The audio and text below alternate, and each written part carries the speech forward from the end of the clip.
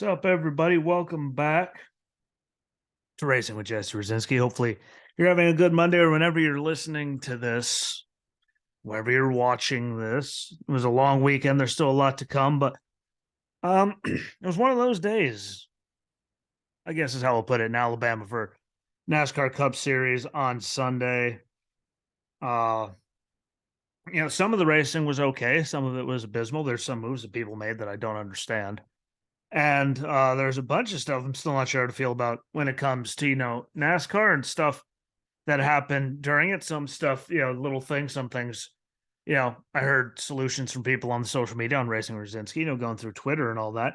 But, some things I didn't like. I still don't like the stage break cautions because I thought it went well in Coda. And I think, at tracks like, all of them, like road courses make sense, plate tracks, just everywhere. Let them go back and have actual strategy and figure it out. That'd be great for them to figure, something and do that. Having plate races where track position is paramount because they can't just move through the field anymore. Passing is more difficult. I don't like that. And they're the ones that kept saying it all weekend, not me.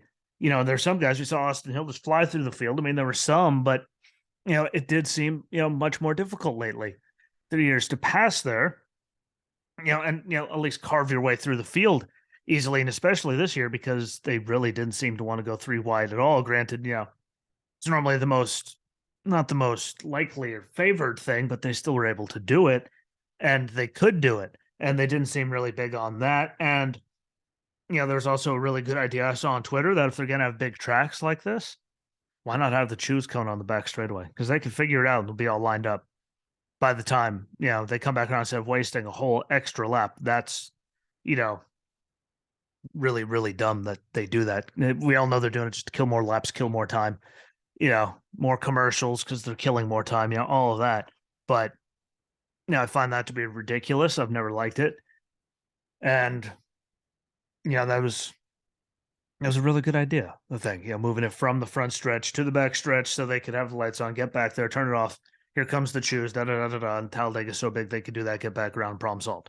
Because Talladega's big enough that it's pretty much as big as a mile and a half, so they literally have no problem being ready by the time they come around. So that was a really good idea to help at least fix some of that stupid and waste less time.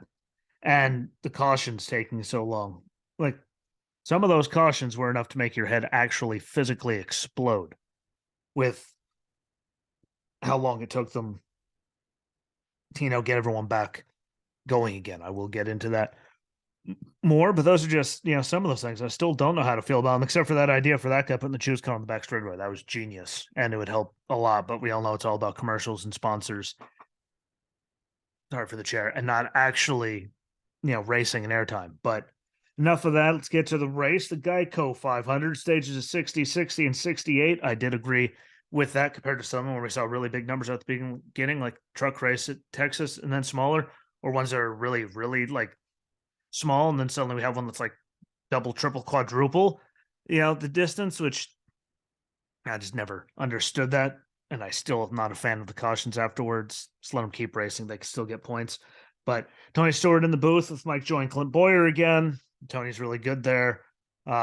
Rusty is going to be in there in Dover. I really like that. Rusty is my guy. Still got his old Winston Cup Miller Lite team jacket hanging up right over there. I'm excited about that. That was my guy. So that's going to be really cool next weekend, but that's next weekend. This weekend, we got to see Bobby Allison, Donnie Allison, and Red Farmer being the grand marshals and giving the command. It was a nice touch. It was great to see them. Was it the greatest command you'll ever hear? No, but at their age, just to see them up there still going and what they meant to the sport was fantastic. And that was a nice touch, regardless of how you feel. As long as you appreciate where the sport came from in the history, you'll appreciate that. So I like that. And it was also Kevin Harvick's 800 start, which makes me feel extremely old. That's how I'll put that. Made me feel really, really old. That he hit 800. We had Denny Hamlin on pole, Almirola second. And fun fact that I also didn't know, that was Denny's first super speedway pole, which is just amazing when you think of it and all the success he's had. Yeah, at Daytona and doing this, that he's never been on a pole at one at all. Yeah, it's crazy. I mean, Daytona's been on lockdown, at least for the 500, with Hendrick for, a while now, but He's been there long enough. It's really crazy. That was his first. And we also saw Austin Cindric, Todd Gilliland, and AJ Allmendinger to the rear for unapproved adjustments, and another big middle finger to front row for putting, have another car to put him in the 36 so he could make sure he had to help him, Todd, fill out his whole thing, the whole season worth of races, so Zane could take over the 38 for that race instead of just having Zane in the 36. And that is the dumbest shit ever. So, and I'm glad he keeps out racing Zane every single time by a large margin. I hope he keeps doing it because they're doing that kid dirty because he did good in his rookie year. Compared to what some people have done, he did fantastic. In that equipment especially. And for him to already have this going on his next, second year is dumb. So I said what I said. First big stupid of the day for NASCAR came with Michael McDowell going around the exit of turn 4. I think it was at the end of lap 2. When, we can all agree, no contact, no debris, no fluids, no anything. They just spun around, saved it, and got to pit road.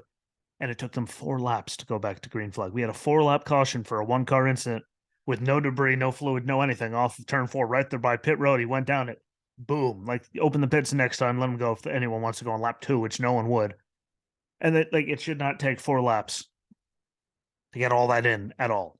That's absurd, and that's part of the problem, which pisses people off. Stuff like that in a million commercials, let alone the racing and stages and all of that. But 4 laps for that is absurd and ridiculous, and just makes them look fucking stupid. There's big wrecks that, the cars end damage and stuff, and it takes them less time than that to figure out. Especially at Talladega, there's no excuse it took that long at Talladega. 2.66 miles. The thing's huge. It takes 9 years to get around another green. Didn't need to take 4 laps. That was some shit. Saw both Reddick and Briscoe with issues during green flag pit stops trying to get to pit road. I don't know why Reddick made the move he did. He was never going to make it. He came in hot, mauled the wall, but car's so stiff, solid that it didn't cause any damage, and he carried on. At least not really any. You could barely tell. Briscoe had problems, couldn't get it back started, threw him out of contention, but he did come back. That was, so those two had problems there. I really don't know what the mechanical issue is. I don't remember them saying it, but they did fix it for Briscoe, which is good. And then Chase Elliott went on to win stage 1. Logano caught speeding on pit road on green flag pits, which made his day more hectic and out of contention. And for everyone, and we get to the move that he made when they were coming to lap him, and he split the pack down the middle, trying to get up to speed with them. If people didn't lift, that would have ended a lot of people's days. And for a guy that, and I get why he did it, try to keep himself ahead of the people that were 1 lap down. So we did get the lucky dog. I fully get it. That was some of the dumbest shit I've seen in the very life. If someone did that to him and ended his day, he'd be losing his mind. We all know his head would explode if someone did that and cost him his day, but he did it. And again, we all understand it. I just don't like it because that could have went south really fast, and we know he'd be crying if they did it. It worked for him, thankfully, but he'd be pissed. We know it. I know it. You know it. They know it. He even knows it.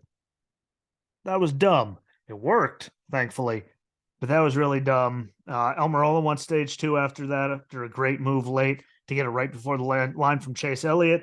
And that's where, the pretty much decent non-wreck fest stopped, and we got to a bunch of stupid. Stupid started, and it didn't stop. There was a lot of it, but before we get to that, shout out to Harrison Burton. If anyone could get this out to him anywhere somehow, I'd like him to hear this because,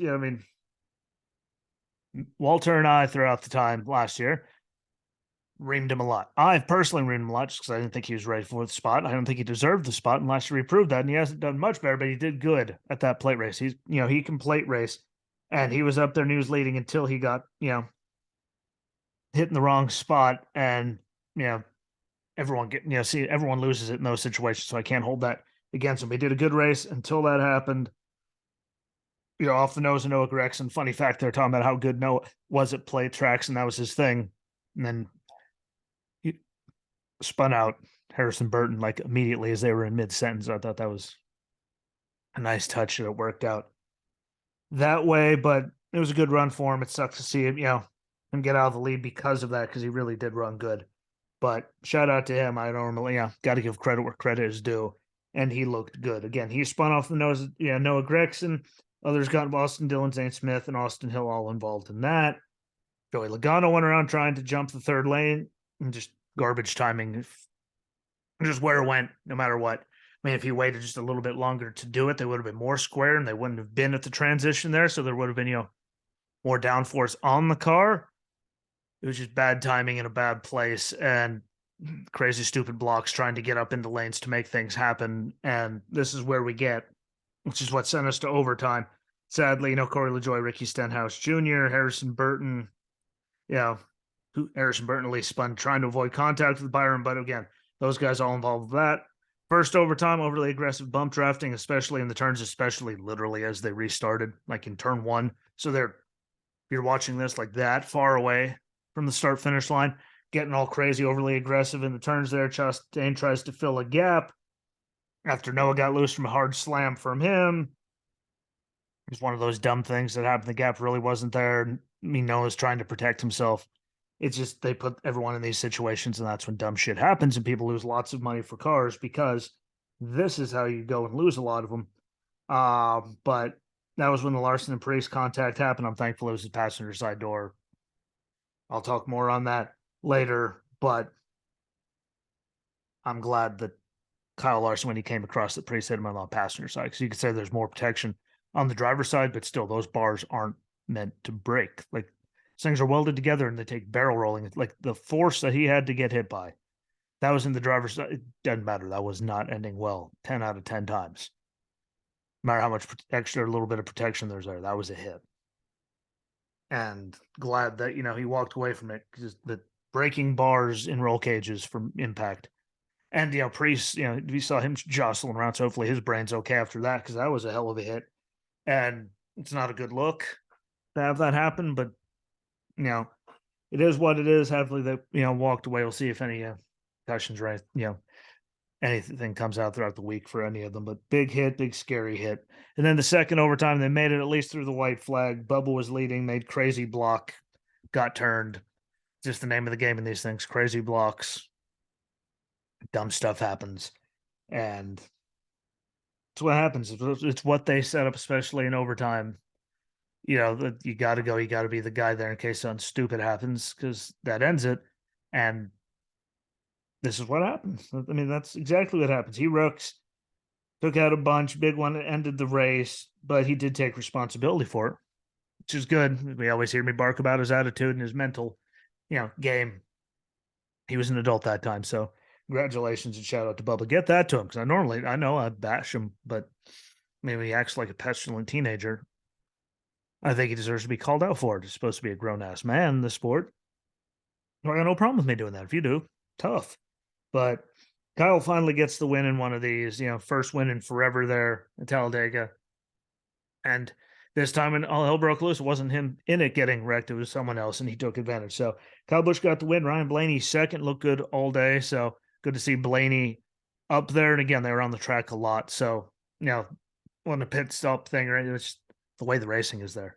And, I still don't think I'm the best. I said no on Jeff Gluck's poll. Was it a good race? And that's because, it's not supposed to be track position at one of these tracks. It's supposed to be the equalizer. People are supposed to be able to move and get runs and do all this stuff in different lanes and do that. And, and it just guarantees stupid at the end. Like, I was watching it going, no, just like the Xfinity race. No.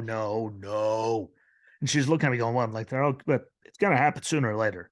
And, so it's not a big thing. But Blaney second, Chris Buescher third, Chase Briscoe brought back to fourth after all those problems on those first stops there, early stops. So good for him. Brad Keselowski fifth.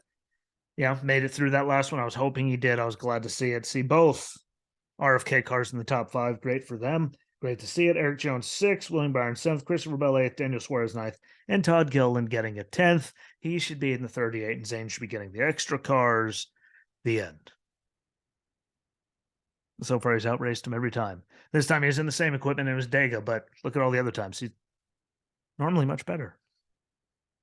I don't think he should lose his ride to get him experience there. They should be able to find him another ride like they did for Todd to put him in a 36. Just my take. But another shout out to JJ Yeley, got an 11th. Great run for him. And Ty Dillon, I normally give him a bunch of trash, but he made it through everything, finished 14th. And congratulations to him, because again, I normally call him out because he hasn't done anything to, prove why he still has a damn full-time ride. Yet here we are. So shout out to Ty Dillon for getting a 14th. Points coming out of Christopher Bell's first, Ross Chastain second, 12 back, Kevin Harvick's third, minus 20.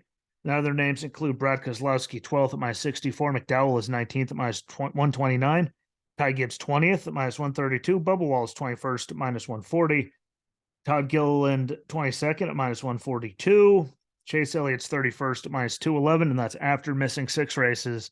And sadly, he is ahead of both Noah Gragson and Ty Dillon, who have both run all 10 races and not 4, which is a very bad sign, a bad thing for them to be, behind a guy that's missed over half the season and you've run all the races full time and in decent enough, because look what, Eric Jones and Corey LaJoie have done. So granted, Noah's just getting started, so can't fully blame him, but Ty's been driving these cars for forever and been in this car last year. Hasn't shown it, but a good run on Sunday. So I'm going to leave, it at that with him. Some closing arguments and stuff here. I don't like there only being 2 lanes most of the time. I don't like it like that now. I miss, 3 lanes of people going and it not being, track position races. People keep saying it and doing it, and you just can't get through the field like you used to. And, I'm doing all stuff like that is, a lot of what people are complaining about. And the racing isn't as good. And this is just one of those things. Is the racing still good? Yes, but 2 lanes, people afraid to go 3 wide, people afraid to move over from a single file to even try to make a run to get to the front. Like, I appreciate people. The dumb moves, no, but when people are like afraid to even try to make a run something, where the hell does that get anything? It does nothing for the fans or them. They just stay where they are. And I don't like that. I think the racing was much better before. I'm thankful that Larson took them on the passenger side of his car, regardless. Again, like I said, those cages and those welds are not meant to break at all. And was the driver's side broke like that, I mean, it's still been the same force. And God knows, what would have happened then. But, we've heard all the drivers last year with all the injuries saying, it's going to take someone dying for them to care. And I don't want to see it come to that. But no matter what, you can't deny that was driver's side. That could have been catastrophic. So glad to see that didn't happen. And glad to see Bubba take the fall and responsibility and handle that whole thing like an adult maturely again. We've seen him, what he did to Kyle Larson. We saw him freak out a few weeks. Like he just normally reacts like a jackass. And this time he at least took it like a man said it was my fault. And again, it was those races last lap. You got to be a front case on stupid happens, the caution flies, so you get the win. You got to make crazy blocks to be able to do that. And, just the respect level is lower. And, people do a lot of dumber like moves. They just do them all race long. And, it causes a lot more chaos, which is what a lot of them want. I, personally like just seeing good racing and not cars barrel rolling, but to each their own. But it was good to see him do that. So if someone can get this to him so he could hear that part, that'd be great too. Because he did, do good enough to deserve those nice words. But that's where I'm going to leave it for the day. So make sure to check out the rest of them, to include the one from the Supercross from Saturday night, which is out now. And don't worry, there's still Formula E and Snowcross to come. Formula E races were great in Berlin, by the way. So, but those are to come. So be on the lookout for those as well. Make sure to check out the Substack. I like writing up there. I like hearing everyone's feedback. So, check that out. Subscribe, join the mailing list. That helps. We're, the podcast available Apple Podcast, Spotify for podcasts or /Anchor, Good Pods, Amazon Music, iHeartRadio, Audible, YouTube, Rumble. It's on BitChute and CloudHub when they're going up new. When they get scheduled, they're not on there at all. Or if they don't work, sometimes the sites just won't even let me get on there to put this stuff on there. But all of those, all the time. So make sure you, jump on, subscribe on any of those, whichever your favorite is, and share the hell out of every single one of them because, that helps. And it doesn't put any money into big, Facebook or any of their pockets to help with any of that because they already have enough money. Word of mouth and hitting the share, retweet, whatever button is the easiest thing. Rate all the shows on those apps as well and on Facebook because that helps. Check out the socials, Racing with Jesse Rosinski on everything except for TikTok and Twitter, which is Racing Rosinski. So make sure you check out TikTok and Twitter. I put a lot of stuff on TikTok, so follow Racing Rosinski there. That's where all my updates and all kinds of stuff go to because I can get it out quicker and the platform's easier to function and use. More to come. Again, Formula E, 2 races there and some Snowcross still come, so be on the lookout for that. And I appreciate all you. So thanks. Do everything you can for me. I'll do all I can for y'all. And until we meet again, I'm out. Deuce. Peace. Bye.